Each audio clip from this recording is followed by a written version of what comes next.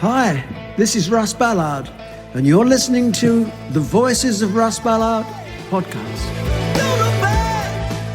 Well, hello everyone, and welcome to the Voices of Russ Ballard with myself, Ian. And me, Sven. Hello. Good morning, Sven, or good afternoon, or good evening, wherever you are in the world, or somewhere like Australia or something like that. Oh, can't mention that just yet.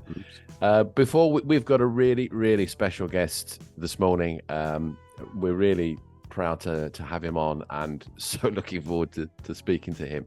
But just quickly, before we do that, Sven, Russ is still on a high from the German tour, isn't he? And we were lucky enough to go along and be on the tour.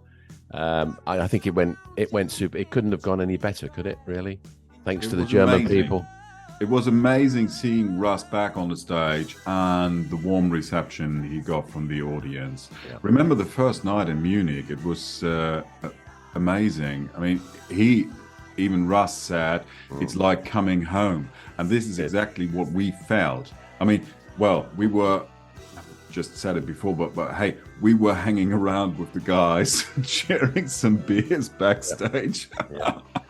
While he was doing all the work. I mean, Russ played a 2-hour set each and every night, and he and the band were superb. I've never seen him before in such a good shape, and the sound quality was amazing this time, really. It was always good, but this time it was outstanding. And it was outstanding for things like saying to the audience, right, what do you want me to play? What do you want me to play? And someone shouts out, what did he play, Sven? A cappella. He just on the spur of the moment. A woman like you. It was a woman like you. Somebody was shouting. And on the rebound. And on the rebound, someone just said, oh no, we haven't got that in the set, and he just played the whole song a cappella. Off you go. On the rebound, that's how you fell for me. That's how you changed my life.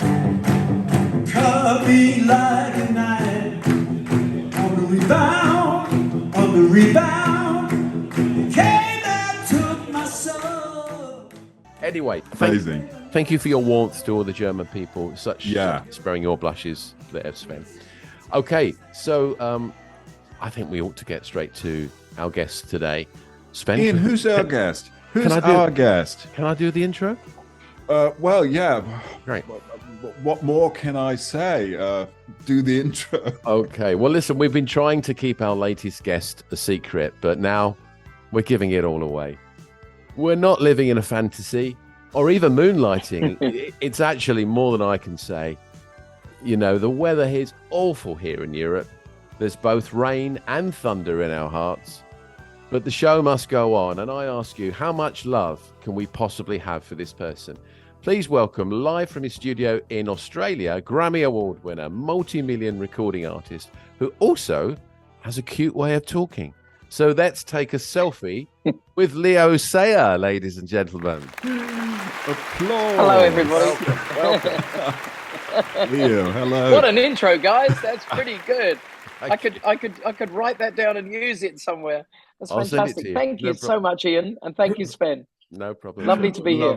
We'll send it to you. Well, we've got lots to get through. This is going to be part one, and in part two, we're going to be joined by somebody called Russ Ballard, who some of you may have heard of, to have a real good chat with Leo, and we'll see where that goes. I'm really looking forward to that. But in the meantime, Leo, welcome again. Thanks for joining us. Pleasure to be here. Yeah, as an old friend of Russ, it's great to be involved with you guys, and great to be on here. You know, exactly. And it's also, you know, it's your evening. You've got a nice glass there, hopefully, in front of you to keep you going. I know you've had. I do have a glass of organic red from Australia. Excellent. Yes, nice. I know you need that to keep you going. Well, you've just returned from... It's evening here, so yeah. Exactly. So you've just returned from a successful tour in the UK, of course. And on that tour, you played, virtually everywhere. But of course, you played Worthing, where you studied commercial art and graphic design, if I'm not mistaken. That's right. And, you know, actually, believe it or not, my mum lives in Littlehampton. She went to see you.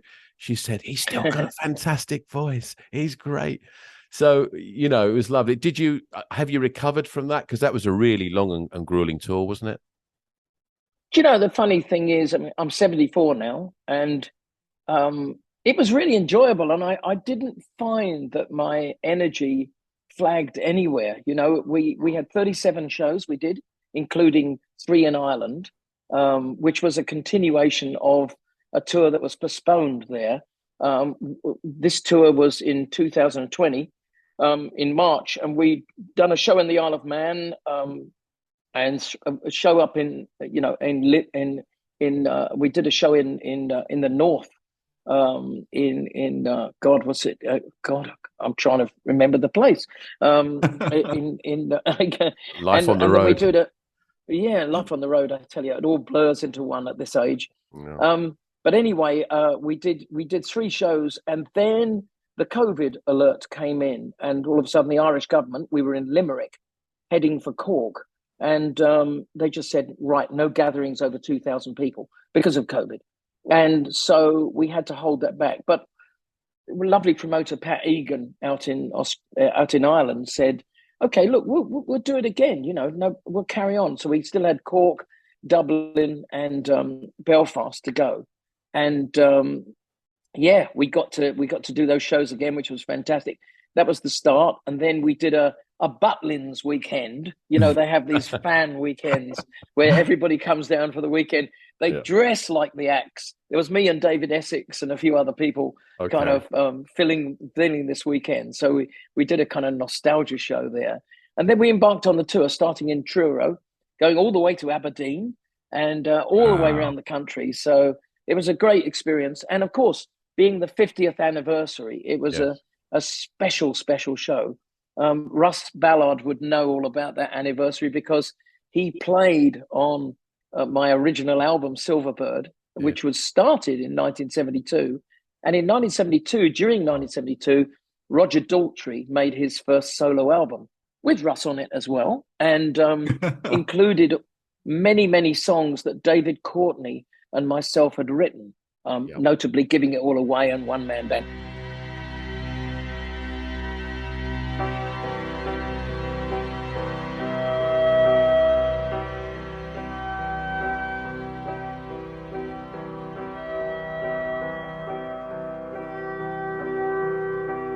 Paid all my dues, so I picked up my shoes. I got up and walked away.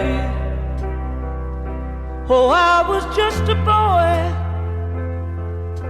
I didn't know how to play. Worked hard and failed. Now all I can say is I threw it all away. Oh, I was just a boy, giving it all away. Sail away, sail away. Ooh, well, I know better now.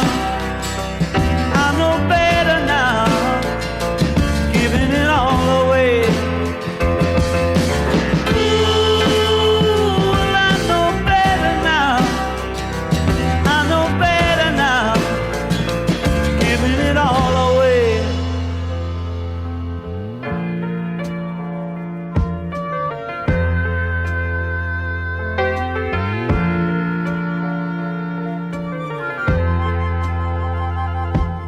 Went out in the world, too much for my nerves, only myself to blame. Oh, I was just a boy, nobody else to blame. I've done all I can, now it's out of my hands. Stand on my head and say, oh, I was just a boy, giving it all away. Sail away, sail away. Ooh, well, I know better now. I know better now. Giving it all away. Ooh, well, I know better now. I know better.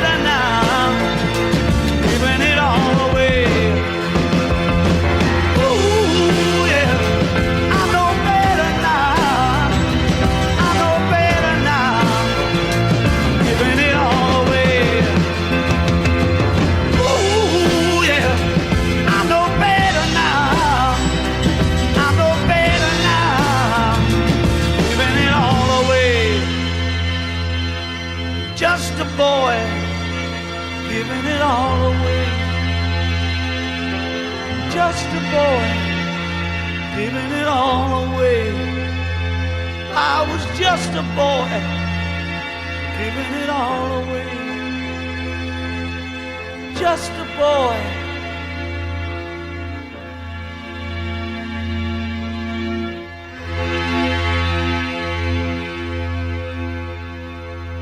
So here we were in England this year, celebrating that complete turnaround, because it was literally in the same months, in September and October, that the Daltrey album was put out. So it was a clean, honest 50 years. I was really thinking about how to mention this, because I wanted to say it in a bit nicer way. I was thinking about talking about, you are active in the music industry for 5 decades, 50 years. That sounds amazing. I mean, you are on stage for 50 years. You don't look like 74, to be honest. You look like no, 54. I'm lucky. Yeah. Really? I'm lucky. Well, I've still got my hair. I believe you must take pretty much the same. You must take the same drugs Russell takes. Russ also looks so fresh and so young. But well, health wise, Sven, I have to tell you, I've got 3 stents in my arm for my heart. Really? Because I did have a bit of heart trouble. I've got a partial kneecap replacement because of falling off stage. Notably, I fell 26 feet once off stage in America, and somehow lived to tell the tale. And there's a story that goes behind that as well. I'm looking forward to asking you about that story. I'm looking forward to that. But I've had some health issues. I have an irritable bowel and Crohn's disease, so I have to I cut out all dairy. I live on peppermint tea, and goat's cheese. I'm a cheese fanatic, like we all are. But I have to be careful what I eat. But look, I generally survive really well. I mean, my dad died of cancer, and basically the principal thing that knocked him over was he couldn't make enough adrenaline to survive and fight the cancer, and I've got all of his. I've got so much adrenaline, it's crazy. I mean, I say on stage at the moment, I say, here's to the next 50 years. And I get serious about it. I mean, I feel that my career is continuing, and I feel I'm now in the best years of my life. So I don't know. It's funny. On this call, we're going to have a lot of similarities between you and Russ, and one of them for me, and one of them, Sven and I were talking about it when we were preparing to talk to you, and one of them is that you don't want to stand still, and you still want to be current and make new music, not just roll out the hits. Want to make new music, and we'll talk a little later on about some great new albums that you've been making. And Ian, not only that, to keep active and to keep working keeps you young. To always have eyes forward, and to always be thinking about what you can do next. I mean, I don't believe personally, even though I've got 15 albums under my belt, I don't believe I've made my best one yet.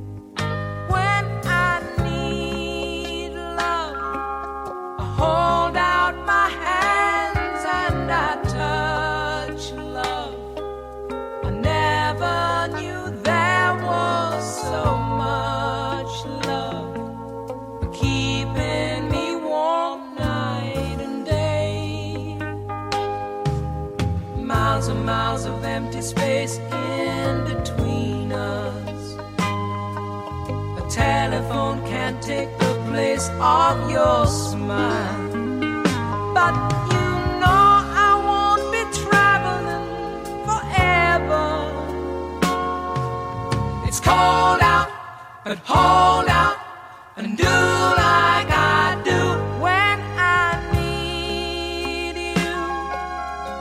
just close my eyes and I'm with you, and all that I so wanna give you, babe, it's only a heartbeat away. It's not easy when the road is your driver. Honey, that's a heavy load that we bear. But you know I won't be traveling a lifetime. It's cold out, but hold out and do like I do. Oh, I need you.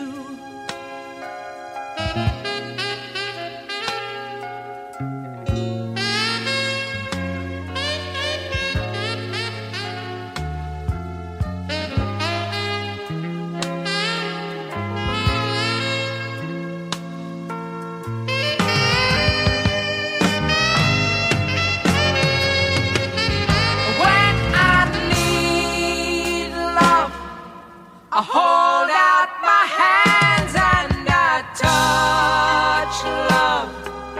I never knew there was so much love, keeping me warm night and day. When I need you, I just close my eyes.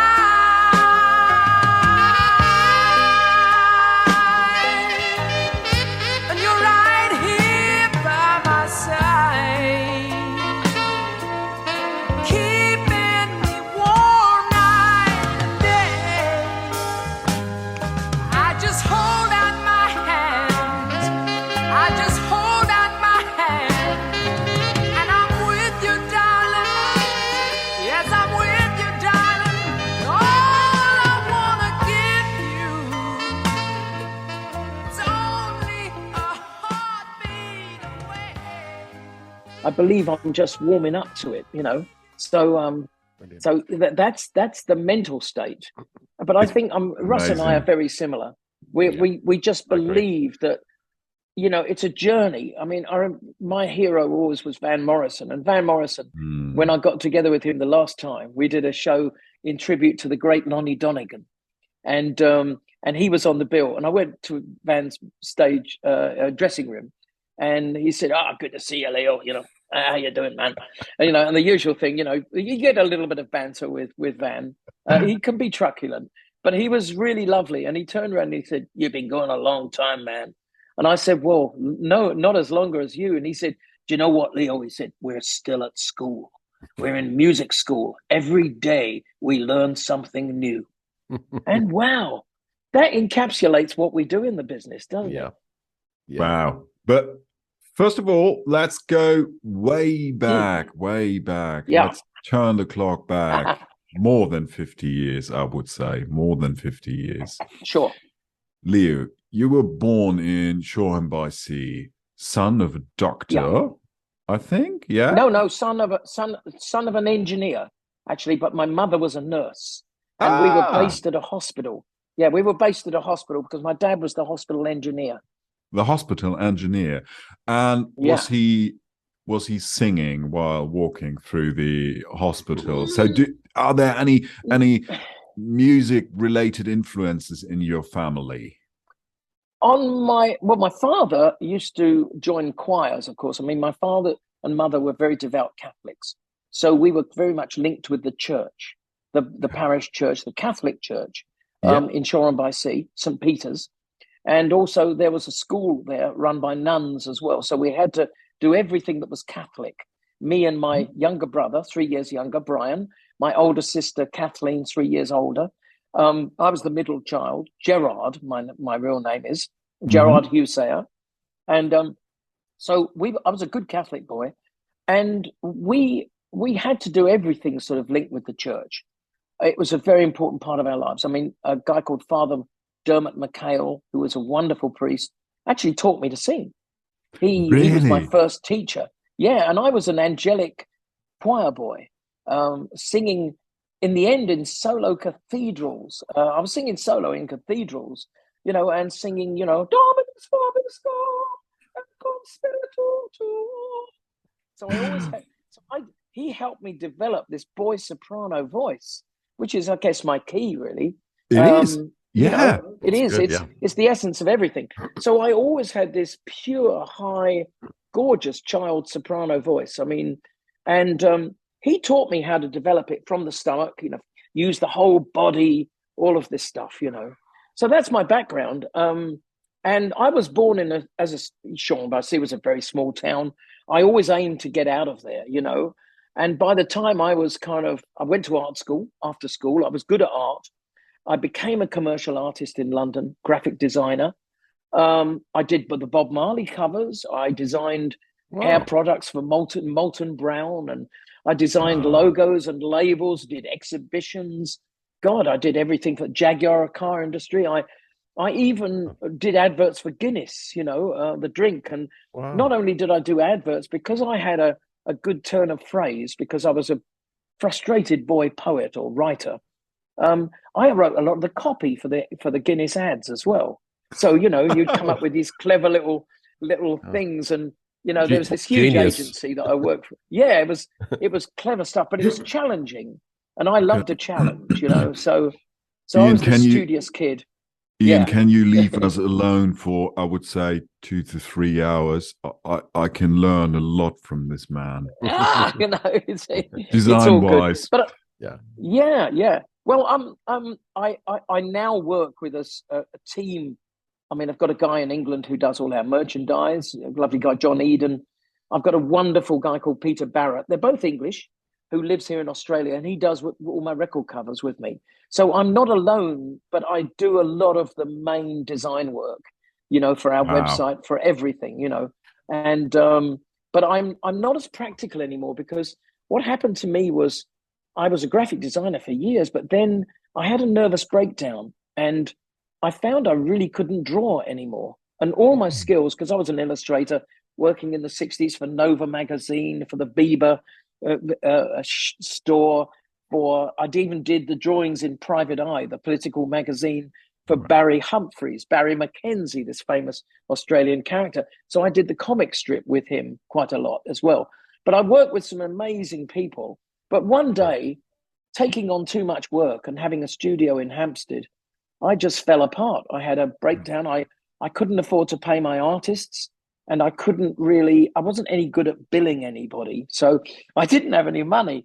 So I ended up crashing and burning and going back to my houseboat, my friends in Shoreham-by-Sea in Sussex, complete full circle, living on a houseboat for a year, not even seeing my parents. I didn't dare face them. Lived on a houseboat, and all my old school friends were now in bands. It was about the time of, you remember John Mayall and Chicken Shack. I mean, we've just lost the lovely Christine McVie, who used to be Christine Perfect, singing with 10 Years After, And they were all our contemporaries. So I joined a blues band, and I was playing harmonica. I was always a good harmonica player. Was that the Terraplane Blues, was it? You got it. So, and which became in the end Patches, which became the band that, I won the audition that David Courtney, then David Cohen, held in Brighton in Sussex. And of course, at one time, now we're cutting to the chase a bit, but at one time, we're flashing on, but David Cohen or David Courtney was playing drums with Adam Faith. Baby, what do you want if you don't want Herman? What do you want if you don't want us? Say what you want and I'll give it you, darling. Wish you wanted my love, baby. And the other most famous person in Adam's life was Russ Ballard, his guitarist. So at a time when Russ wasn't playing with Adam, Dave was in the backing band with Adam. And Adam, like we all do, shot across a few different backing bands. And of course, he knew Adam. So when I went and won the audition with David, with my band Patches, he said, well, we started writing together and we wrote a load of songs. We actually went to Air Studios and played them all to George Martin. And he kind of I think he liked my voice, as David did. But the songs weren't great. The band wasn't great, But your voice was your voice was always outstanding. I mean, that Yeah, is, yeah. we would say I that's had a your loud capital. voice as well. This is really Yeah. what makes it worth working with you. But a part of having such a wonderful voice, you are a very gifted and talented songwriter, and especially with David Courtney, you two together. Yeah. I've found something really spectacular. Is it true that somehow, I will explain this in a minute, that somehow Chris Andrews was also part of your recording sessions? We bought a piano off Chris, and it was the same. Yeah, and it was the same. Chris is a lovely character. I mean, he was living in Spain when I did my third album, which we recorded at his place in Javea, near Alicante. Yeah. And I knew Chris through, again, well, cutting to the chase, you see, again, going slightly backwards. When David and I tried to do something with our studios, it didn't really work. But he said, look, why don't we go and see Adam Faith? Because I used to play drums. I went, what? The Adam Faith? And he said, yes, let's go up to his house and let's play him these demos. And that's what we did. And Adam came straight out. And honestly, within 4 days, I was in the studio. He came out to the car. They were playing these jokes on me. I mean, Adam and David were very mischievous. And I was sitting in the car thinking, well, this isn't working. He doesn't even want to talk to me, which is true. And he suddenly ran out and said, you're in the studio Thursday. Can you make it? You and the band. All right. And that was it. And he walked off. And I went, fuck, this is it. Suddenly I have a career, and that was how it started. But Adam knew Chris Andrews. He's part of his alumni because, of course, Adam had helped Sandy Shaw. Sandy Shaw, with the Eurovision songs and everything. I'm her yesterday, man. All those.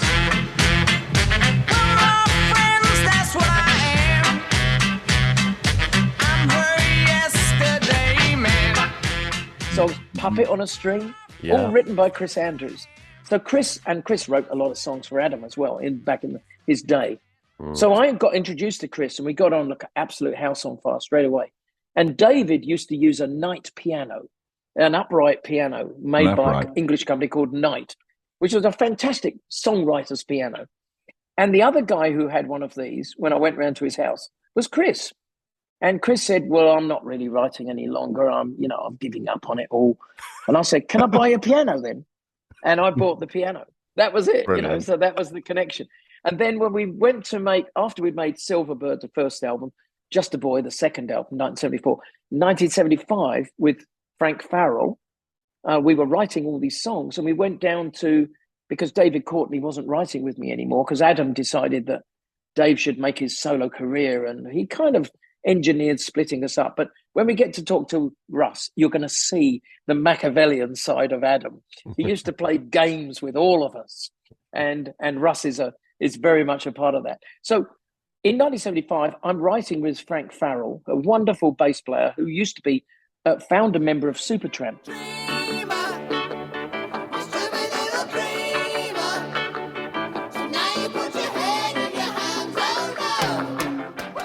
A Birmingham musician, amazing guy, amazing pianist. And I'd written all these songs that I was going to, I'd written all these lyrics that I was going to push to David. But while I was writing the lyrics and finding out that David wasn't available, I was thinking of tunes in my head to go with the lyrics, So I'm suddenly composing the music as well. So having Frank as my bass player, and pianist, I described the songs to Frank, and Frank immediately just went to the piano and kind of in a Lennon-esque kind of way added this wonderful touch to these songs. And there, again, Chris Andrews said, well, why don't you go down to my place in Javea in Spain, and I'll give you 4 weeks there. We didn't need 4 weeks. We only needed a couple of weeks. And we wrote all the songs, Moonlighting, Another Year, all these songs. And when we came to England, of course, here was the problem. Who's going to produce it? And Adam turned around, he said, what about Russ? And of course, Russ had played on my first album, Silverbird. So I knew Russ very well, and I knew his abilities. Because Russ not only plays guitar, but he plays mind-blowing piano. He plays, he plays everything. He plays everything. Underwater and a great Tiddlywinks, producer. He plays it. Yeah, and a great producer. He's one of those people. Yeah, and a really cool dude, you know, to hang with. Such a lovely friend, very wise, but very cool. You know, he's one of those guys that just understated, as you know. Exactly right. Well, and just on. Sorry, go on. So he came in with Adam to produce that album, and that's and that's one of the finest things we did together. Jumping back just a quick one. Yeah. Just final word on Chris Andrews. He's still a very, very good mate of Russ. In fact, he came along did 2 shows, which were invitation only shows with Russ when he came up, and did Yesterday Man anyway, that's a long story. So let's talk about if I can call it your first big break, if that's fair. And that was Roger Daltrey recording your song, Giving It All Away, in 1973. and how did that feel? And you're still mates, I think, is that right? Yeah, totally. Roger's an amazing character. I mean, you know, the front man of the Who. We don't get fooled again.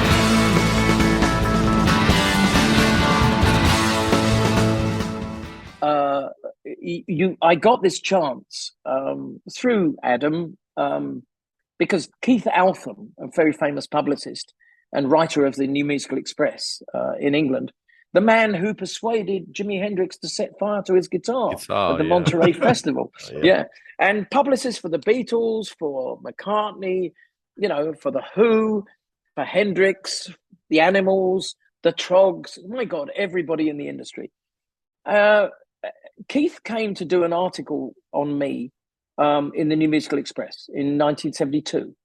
And I guess that's when it all opened up. And he said to us, because Adam had kind of run out of finances to carry on with my first album. We'd made the first half of it with Russ involved as well, Bob Henrich, all those guys involved, you know, all the Argent guys, you know, and we'd made the first recordings up at the Manor in Oxfordshire, Richard Branson's studio. But Adam was kind of, well, he didn't want to shell out any more money, really. I mean, he's tight as hell. So he didn't want to spend any more money, you know. So Roger came up because Keith said, Roger's built a studio and he's livid with Pete Townsend for doing a solo album without asking him. And he wants to incur some revenge by doing his own solo album. And would you like to go up to this studio, the barn that he's built? Because he needs a guinea pig. He needs someone to go and test out the studio. So we went up there. And, you know, fantastic. You go to this rock and roll singer's mansion. I'm nobody, right? I'm sort of Mr. Pauper of Shoreham by Sea, working with David Courtney, who's already got more money than me, and a rich dad who runs a garage, a car concession, you know, in Brighton. And I'm like a babe in the wood, you know. It's incredible. And this guy, there he is. He looks like a rock god, and he is a rock god. He's Farmer Daltrey. He's got this amazing house and a barn on the side of it with all the equipment sort of borrowed from Olympic Studios. And it works. It's an incredible environment. So we are, you know, I've got, Russ is still with us. Bob Henrich. I think it was Dave Winter on bass, who sadly has passed away just recently. But, you know, that's the basic band. And David Courtney is playing piano. So we go in there, and David and I have got a bunch of songs that we are ready to rock with. One of them is a song called The Show Must Go On. And basically it's kind of like a real show business kind of explosion song, but it's also a bit like trad jazz or vaudeville, you know, and it requires a banjo. Now, nearby is a pub called the Kicking Donkey. And Russ literally took the banjo off the wall and said, we can use this. I've got some strings, put some strings on it, and blank, dangling, dangling. There's the show must go on. That's how it was done. Baby, though I chose this lonely life, it seems it's strangling me now. All the wild men, big cigars, gigantic cars, they're all laughing at me now. Oh, I've been used. Ooh, I've been taken for a fool.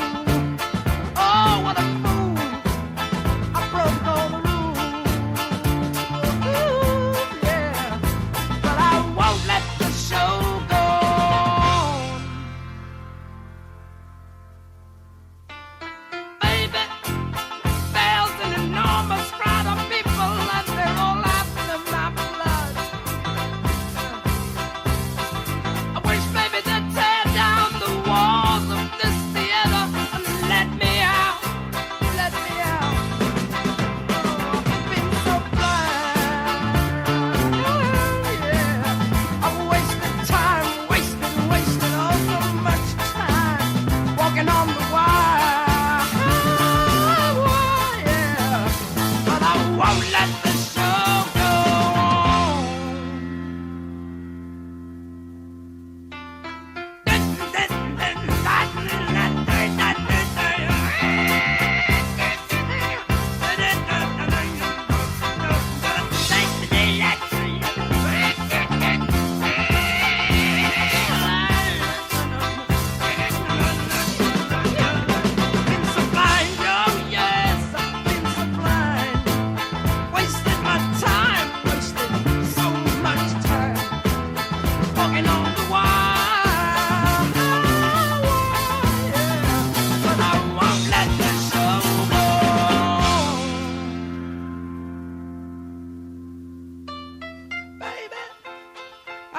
You'd help me escape and help me get away.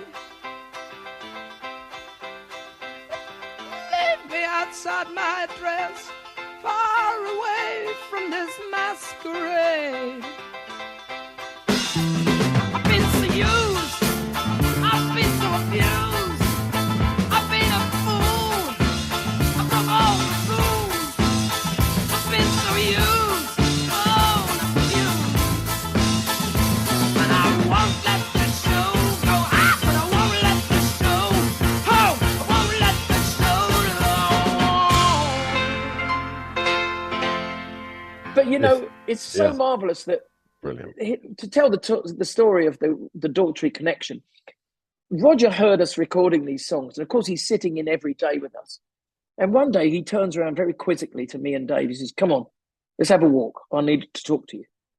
And he took me and David, and you know, he was ignoring Adam, who was producing. But basically, he took us for a walk around the farm, and he said, "Look, if I did a solo album, could you write the song?"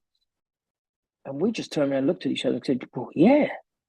And this fantastic opportunity, because we were very prolific and we were not stopping writing. We had a bunch of new songs that we wanted to try in the studio. And we also thought maybe there'll be the second album, which is indeed what they did become. Mm-hmm. But Adam turned around when we came back from the walk and said, "Roger wants us to write some songs." And Roger turned around and he said, "Would you and Dave produce it? Adam and Dave, you know, would you produce the record?" And they said, "Yeah." So the decision was made, even though we'd finished just about Leo's album, the decision was made, hold up my album for about a year, because it was all ready to go. And let's work on the Daltrey album. And then Roger turned around and said, "I'm going to be your publicist. I'm going to tell the world about you," which is what he did. He went to America, said, "You wait till you hear the guy who wrote these songs." And he'd even say things like, "He's a better singer than me." And we go, "Oh, come on," you know. And so I had this amazing thing. I mean, Mr. Daltrey opened me up to the world. He introduced me to the world, you know. Brilliant. What a thing. And then my first album came out. I mean, the first single wasn't a hit, "Why Is Everybody Going Home?" But the second single, "The Show Must Go On," of course, went mad. And I just had this amazing guy, the singer of The Who, my mate. I didn't deserve him. Singer at Woodstock, you know, one of the greatest singers in the world. The thing is really that Roger Daltrey gave you a massive boost. You know, if Roger Daltrey back in the days goes to the States and say, "Okay, wait for this guy," when you hear this guy sing, this is massive. This is massive. And mega. I'm a one-man band. Nobody cares or understands. Is there anybody out there who could lend a hand to my one-man band?